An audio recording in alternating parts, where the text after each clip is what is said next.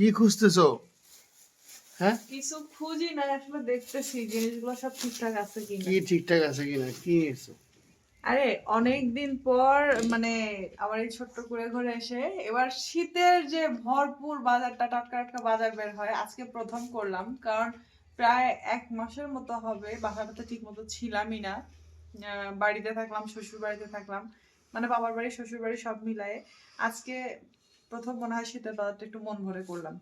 তো এখানে কিন্তু একটা জিনিস কি জানো, বাড়ির দিকে মানে গ্রাম অঞ্চলে সবজির দামটা কম। সেদিন তুমি বললা না হুম। আব্বুর সঙ্গে বাজারে গিয়ে যে হচ্ছে বেগুন 30 টাকা কেজি, হ্যাঁ, এখানে আমার কাছে বেগুন নিল 50 টাকা কেজি। আমি তো তখনই বলছিলাম যে এটা শহরে বা এদিকে ওদিকে মানে 50 টাকার নিচে হবে না।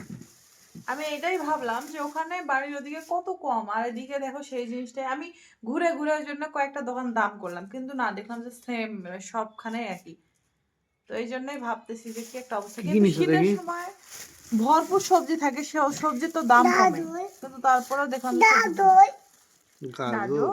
ও ও বলতে পারছে, দেখছো? কি কি বললা? কি এটা কি খাবা? বলো তো, এটা কি? গাজর। ওকে তো দাদর? আগে খরগোশ বলতো। থদস। থদস। কি এটা, খরগোশ? এটা কি? মানে থদস। খরগোশ গাজর খায় এই জন্য থদস। গাজরটা খরগোশ। গাজর গাজর বলতে পারছে, যাই হোক এটা কি শিখতেছে। বলো, গাজর? এই দেখো, এই যে গাজর নিলাম 1 কেজি গাজর এখানে 40 টাকা কেজি নিল আমার কাছে। আর বেগুন সেদিন পঞ্চাশ আমি টাকা 30 টাকা দিয়ে নিছি। বেগুন 50 টাকা।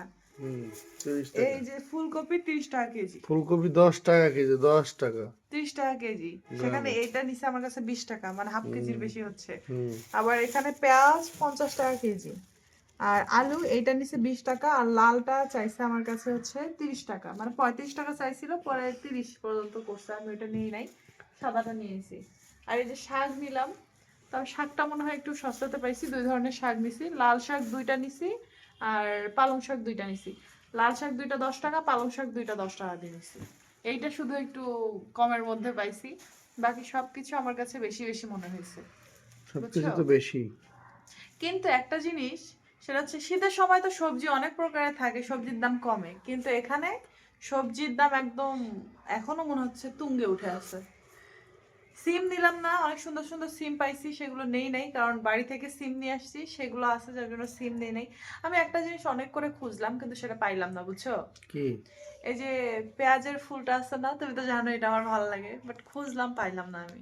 কেন এদিকে তো ওঠার কথা? পাইলাম না, পুরো বাজারে খুঁজলাম। তবে আসার সময় রিক্সায় দেখলাম, এই যে এখানে একটা চাচির দোকান আছে, ওনার দোকান মনে হয় অল্প একটু আছে, তো আমি রিক্সা নিয়ে তো ওই জন্য ওখানে আর থামি নাই, বুঝছো? তো সব মিলিয়ে এই হলো বাজার। বাজারে ওরই যাওয়ার কথা ছিল, তো ওকে বললাম যে অনেকদিন পর বাজার করব, তো বাসায় তেমন কোনো বাজার নাই, তো শীতের সময়ের আমি একটু পছন্দ করে সবজিগুলো নিয়ে আসি, তো বলতেছে ঠিক আছে যাও। অনেকদিন ধরে তো বাসায় বাজার করা হয়নি। আর এই যে এই বেগুনটা, এটা কিন্তু আমার বিশেষ করে তরকারিতে দেওয়ার থেকে মানে ভেজে খেতে বেশ ভালো লাগে। এই বড় বড় বেগুনটা ভেজে খেতে বেশ মজা লাগে, গরম ভাতের সঙ্গে বেগুন ভাজা খুব কিন্তু ভালো লাগে। তো যাই হোক, এখন বলো টাটকা টাটকা কি রান্না করব? তোমার ইচ্ছা। আরে তুমি বলো না, তুমি যেটা সবসময় তো নিয়ে আমার এসছো ইচ্ছাই পছন্দ রান্না করে, করি। এখন কোনটা রান্না করবো করো, সমস্যা নেই। তুমি একটু বলো। ধন্যবাদ। হ্যাঁ, ধনেপাতাটা তো দেখাইনি না, এটার কথা মনেই ছিল না। ধনেপাতা এটা নিচে 10 টাকা, অথচ দেখো এই ধনেপাতা কিন্তু 5 টাকা করে বিক্রি হয়, সেই ধনেপাতা আমার কাছে 10 টাকা নিচ্ছে। এদিকে পাঁচ দাম টাকা না, বেশি। মানে একটু একটু দিচ্ছে, এই যে এতটুকু। তা আমি ওনাকে বললাম যে ধনেপাতাতে এখন আরো দাম কম, এখন তো বেশি করে বের হইতেছে। তাই কি না, কিসের কম, আমাদের কিনতেই বেশি লাগতেছে। তবে সেদিন আমি ওখানে অনেকগুলা শাক দেখতেছিলাম, বুঝছো, ওই যে বতুয়া শাক। বতুয়া তারপরে শাক আজকেও আমি পাইছি, কিন্তু বতুয়া শাকের মধ্যে না এত বড় ফুল বের হয়েছে, ওগুলা নিলে শুধু লস হবে, কিচ্ছু হবে না। কারণ বতুয়া শাক হচ্ছে জ্বালানি, সবগুলা এত বড় বড় ফুল বের হয়েছে, বুড়া বুড়া হয়েছে শাকগুলা। আমি বতুয়া শাকের জন্য ঘুরলাম, পরে অবশেষে বাধ্য হয়ে। ও, আরেকটা শাক দেখলাম, সেটা হচ্ছে নাপা শাক। নাপা শাক তুমি খাও? না। নাপা শাক অবশ্য আমিও খাই না, তবে প্রত্যেকটা শাক সবজি ট্রাই করা উচিত, তাই না? হুম। আর এই লাল শাকও তো আমি খাইতাম না আগে, কিন্তু এখন এই যে তোমার সঙ্গে থেকে থেকে মানে লাল শাকটা কিন্তু আগে থেকে আমার ভালো লাগতো না। পরে সৌরভ, ও কিন্তু রান্না করলে বলতো যে ভাতটা লাল লাল করে মেখে খাবে, তো ওর সঙ্গে থেকে থেকে লাল শাক খাওয়াটা শিখে গেছি। এখন আমার কাছেও ভালো লাগে। আবার আমি যেটা খাইতাম ও খাইতো না, যেমন করলা, করলা ভাজি আমিও খুব একটা খাইতাম না, বাট এখন দুজনেই খাওয়া শিখে গেছি। ও খাইতো না, আমি যে একটু খাইতাম ও সেটাও খাইতো না, এখন সেও খাওয়া শিখে গেছে। যাই হোক, এই হচ্ছে বাজার। আর খুব ভালো হয়েছে কিন্তু সবগুলোই। ভালো হয়েছে কিন্তু দামও বেশি হয়েছে। হ্যাঁ ভাই, এটা কি বলতো? থদস এটা মানে কি এর নাম কি? গাজর। এই যে হ্যাঁ, মানে গাজর। ওটা সহজে আসতেছে না, একটু পর পর ভুলে যাচ্ছে আর কি। হবে হবে, হয়ে যাবে। গাজরটা তরকারিতে দিলে কিন্তু সৌরভ খেতে চায় না, বাট সব থেকে বড় কথা হচ্ছে এটা আমার কাঁচা খেতে ভালো লাগে, আমারও ভালো লাগে, আমার মেয়েরও ভালো লাগে। থদস। থদস। খরগোশের মতো খাও। এটা কিন্তু আমি এমনি খাওয়ার জন্য নিয়ে আসছি, রান্না করে খাওয়ার জন্য না। গাজর। গাজর। আচ্ছা, এতক্ষণ ধরে যে আমি ঠান্ডাটার মধ্যে বসে আছি, তুমি একটু খেয়াল করলা না কেন? আমার জন্য কি নিয়ে আসছো সেটা বলো।